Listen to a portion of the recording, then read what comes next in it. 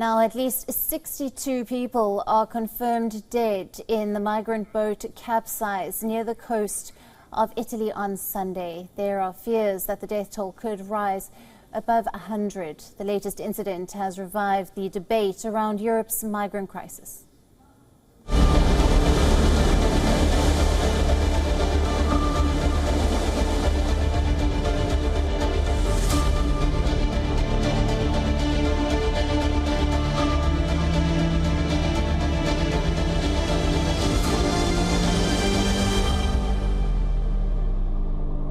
Thousands embark on the perilous journeys across the Mediterranean every year in search of a better future.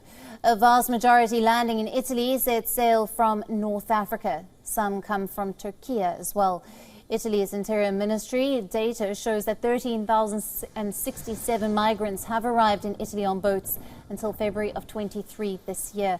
Now, this includes some 861 unaccompanied minors. The number of migrants coming in this year marks a significant rise from the number of 5,273 in the corresponding period of 2022. Over 100,000 migrants reached Italy in 2022.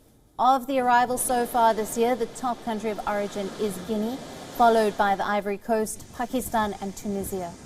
But the numbers say nothing about the difficulties that the migrants face, often in small boats in rough seas of the Mediterranean.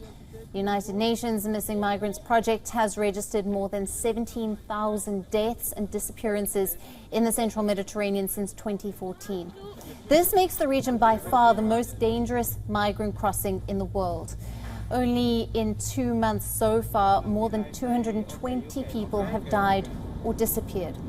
So how is Italy dealing with this grave issue? In 2017, then centre-left Italian government signed a deal with the Libyan authorities. The deal was aimed at combating irregular migration, human trafficking and strengthening of border security.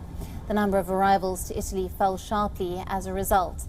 But human rights organizations denounced the accord. They said that the deal left thousands of migrant hopefuls trapped by Libyan detention camps where torture was routine.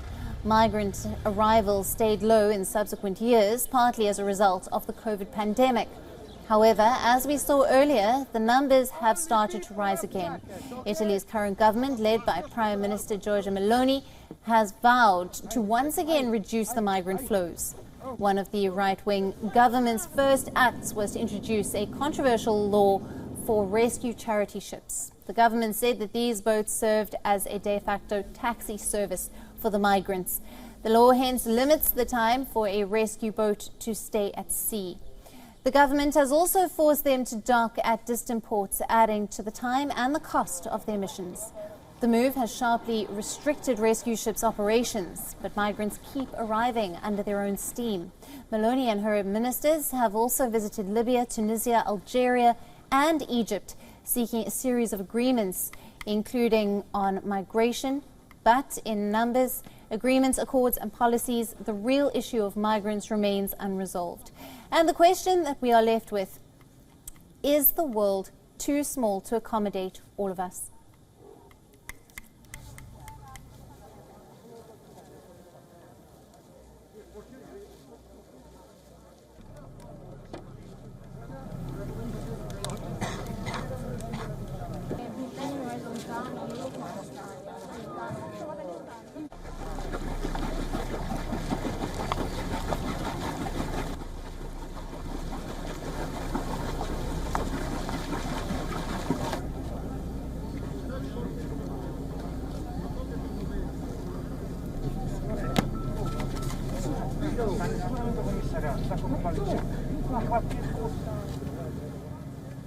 WION now available in your country. Download the app now. Get all the news on the move.